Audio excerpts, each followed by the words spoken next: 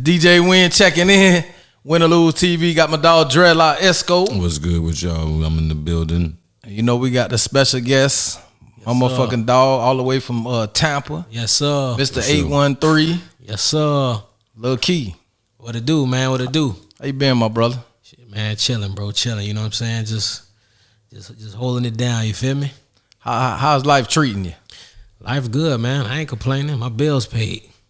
Boy, hey, I feel you on that, man. You That's know, it. I always tell people success is taking care of your family, man. So people think that success is always about being super famous and super rich, but it's not really about being famous or super rich. It's about taking care of your family. So if you're doing that, that means you're successful to me. Exactly. Yep. Sure. So I've been seeing you a little more active lately on social media and doing music. So what's going on with you with the music and what you been up to? Let the people know. I mean, you know, I still been working, you know what I'm saying? I mean, you know, it's been a real big change in the industry. It took me a while to get used to the social media change of it, you know what I'm saying? So it may seem like I really ain't been doing much, but it's just I ain't really been on social media with it. You know, I came up in them days, man, where you had the hand-to-hand CDs, you had to build the relationships with the DJs, you had to it was a lot more work, you know what I'm saying? So a lot of the stuff I see going on online as far as what people trying to do for the clout and get their numbers up and get their views up and get their followers, I just, you know, I can't see myself doing a lot of those type of things because not number one, because I'm too old for that shit, but it's just I feel like it just ain't in me, you know what I'm saying? If it ain't in you that's that new age shit, you feel me? That shit out of hand if you ask me. Yeah. I can't put everything like I remember it was a point in time in the, you know, DJing in the club, like if you took a selfie in the club, bitch was looking at you crazy like, what the fuck you doing? You know what I'm saying? Like you into yourself type of shit. Now that shit like normal. You know what I'm saying? Like right. That's all you see 90% of the time, motherfuckers in the club like this. You know what I'm saying? That shit crazy. So it took me a few years to get used to that, to even feel comfortable doing that type of shit in the club, and even till now I really ain't comfortable with that shit. Yeah, so what was the hardest part of that to you? Like I really don't know, man. I just felt like, you know, when I was coming up though, like niggas didn't feel themselves like that. You didn't feel yourself like, if you felt yourself like that, you was a pretty ass nigga, a pretty boy. You feel me?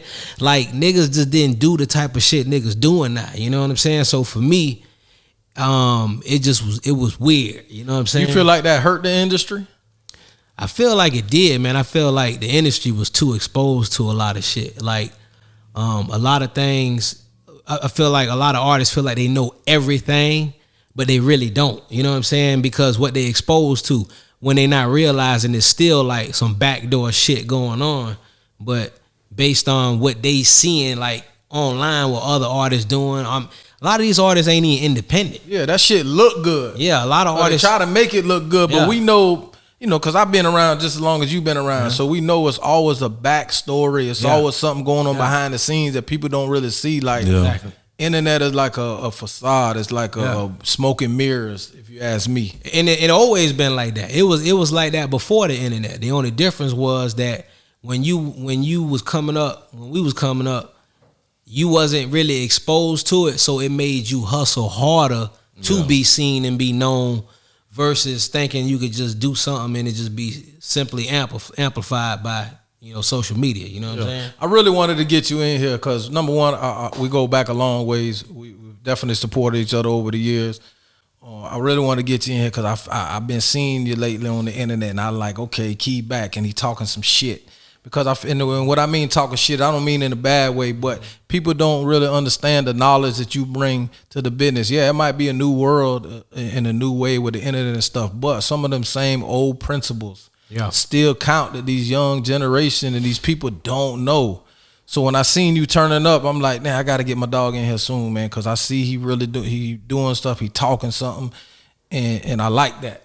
Yeah, I mean, you know, I've been sitting back like the last 2 years just watching, you know what I'm saying, talking to artists, still have artists coming by the studio recording. I listen to them talk and, you know, about certain things, and I just sit back and listen, and it's to the point now where you got everybody want to be the artist now, I'm to the point where I'm getting to the point in my career where I never wanted to be an artist. You know what I'm saying? I always want to just have my label and like manage artists. You know what I'm saying? So I'm to that point now where I'm transitioning to that point of just straight managing artists and putting artists out there, but doing it the right way, because it's managers out there now that's like misleading a lot of artists. A lot of people. You know what I'm saying? So like there's a lot of managers that's trying to get paid up front. Like if you got a manager should be paid based on what they did for you. Like if they was in the trenches with you, then y'all getting paid together.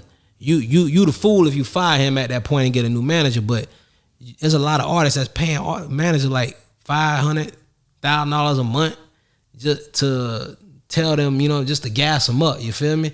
And there's a lot of behind, like people, you know, buying likes on Instagram, buying views and all that type of shit. They're like, the sad part is some of these artists that I talk to, they think they really get these views and these likes, but the manager buying them, the manager not telling them that that's what they doing. So when you talk to them, they really feeling themselves like, nigga, I'm that nigga, bro. Go to my page. And I'm like, bro, like, you really misleading the artist. Because now when that manager part ways with that artist, the artist so lost, you know what I'm saying?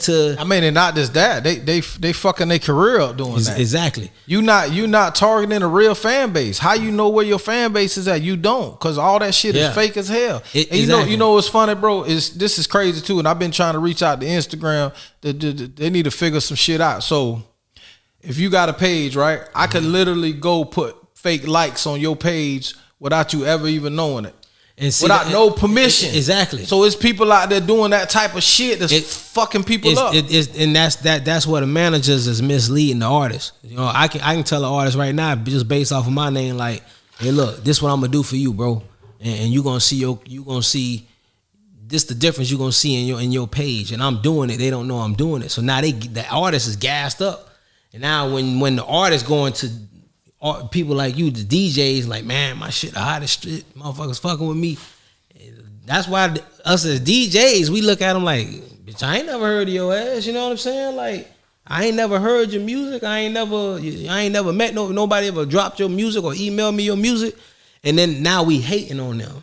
You know what I'm saying? Right. But it's because they being misled by the person that's telling them that they that nigga. You know what I'm saying? Yeah. When they really for those who don't know, you know your shit.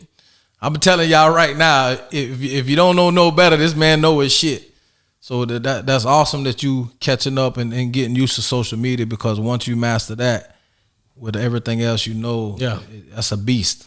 And like with me, I just try to keep it genuine, man, as genuine as I can, because like that's the only reason my name even somewhat relevant in music industry, in this market, is because, you know, I always, you know, try to stay, you know, in tune with, you know, the DJs, the ones that matter most. Versus that's why it took a long time for me to get used to social media. Like I can't just put my music out on social media and things gonna break like that. Right. Yeah, because people gotta understand it's a new way, but you can't leave out the old way. You can't leave out that hard dedication and work.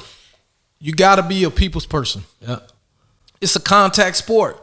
You might not hang up posters in the streets no more, but you still could a little bit. Yeah. You get what I'm saying? But it's still a contact sport. You got to move around. You got to bump into people, shake hands, build relationships. You got to do that shit. You can't just count on the internet, bro. Yeah. I mean, you know, I feel bad for the new generation, bro. I really do. But that's why I want to really get more involved now, to kind of show them, you know, that way that'll really make you stay relevant in this business and go a long way. And be able to actually pay your bills on it, you know what I'm saying? Versus just doing that shit for the gram, you feel me? What I respect about you is you always made music for you. And what I mean by that, you never veered off and tried to be something else and make a certain style of music. You just did music that was true to you, that what you felt like you needed to make. And the majority of it was always club music. Mm-hmm. But you never veered off. You just always did you, and I respect that to the fullest. Yeah. And you always made great music. That was, you know, for me, you know, I like I said, once again, that just came up on how that's just me, how I came up. Like, you know, I grew up in the streets. You feel me? Like, shit, mom, you know, I had family that was on crack, all that shit. I grew up in all that shit. You feel me? So, I mean, but the thing is, like, I ain't want to rap about that shit. That just wasn't me. You feel me? I decided to go a whole nother route. But Any nigga tell you, where I come from is I grew up in that shit, but I just decided not to rap about that shit. Now, that ain't to say that, at the end of the day, just making a certain style of music doesn't mean nothing. That just makes you trying to make hit records. Exactly. You trying to sell records. Exactly. Yeah, You know what I'm saying? That I always been eclectic when it came to the music like that. I always been okay. You know what I'm saying? I always knew how I wanted to make music, period. Even if it was an artist that was in them streets that was making, that like as a producer, I can do everything, you know what I'm saying? But for me as an artist, because I never wanted to be an artist, I was pushing that shit with the Blackjack Boys. But at becoming an artist, I was like, shit, this is the music I want to make. For me, I don't care, fuck it. Ain't nobody making this music, I'm gonna make it, I'm gonna listen to that shit in the whip by myself, if that's the case. And it just so happened that people started liking it. It was like, man, you need to put that shit out there. So that's what I started doing. If anybody knows you personally, your production has always been great, been crazy great. Make some dope stuff. What artists have you been working a producer for lately? I mean, me and City Boy just dropped a project. We've been doing a lot of music together, like a duo. I'm working with actually on a project right now with Big Chris. We're actually doing it. A project where all Tampa artists gonna be on like a mixtape together, produced by me and DJ Swift. So yeah, that's dope. We co-producing that project together, and then I'm working with everybody, really every artist in Tampa, because they're gonna be on that project, and then that'll open up the doors like for us to actually meet each other. Because all the new artists in Tampa, I really haven't shook hands with them. You know what I'm saying? Right. So that'll open that door for me to be able to say, okay, let's actually work, you know what I'm saying, versus, because a lot of people feel like, I don't know if they intimidated or, when you hear shit in the streets, like everybody always hears shit in the streets. I always heard things about you and things about whether it was DJ Hairbus or certain DJs, and be like, man, that nigga. And I'd be like, bro, like, you can't really go by what a bitch say, like, you know what I'm saying? Like, definitely can't. You can't, because I meet, I'm around all these type of people, and yeah, I may feel some type of way about somebody, but they energy, that don't necessarily mean they don't fuck with you. You know what I'm saying? Bro, the worst misconception about me personally, is people think that I'm not approachable and stuff like that. But once you know me, you're going to be like, damn, Win solid. That dude cool as fuck. And once again, it was like that back in the day. Not as bad, but it's worse now because it's based on somebody going on your page and just looking at a bunch of pictures and saying, nah, I don't fuck with that nigga. That's what these new niggas is really doing. Like, I'm gonna go. Let me go check him out on IG. I don't fuck with him. Bitch, you know what? And that's sad because they could be skipping up an opportunity. Exactly. You know what I'm saying? And I feel like for me, I used to always hear the shit all the time. Man, niggas say, man, that you about your business, but you be robbing the artists and you be doing this and well. You know what I'm saying? It ain't my fault. Like, if I manage an artist, you know what I'm saying? For art, if I put a lot of money in artist park and they blow their money, I can't make an artist spend their money right. So that's their business. Because I saved my money, you know what I'm saying? You didn't save yours. Like, you can't blame a manager for that. At the end of the day, all you can do is give some good advice. If the artists don't do what they supposed to do, I mean, you can't hold somebody's hand every day. One thing, my track record, any artist I ever fuck with has gotten some kind of name. Whether, if they didn't get a deal off of me being involved with them, they got a name to this day, you know what I'm saying, for me being involved with them, you feel me, or affiliated with them.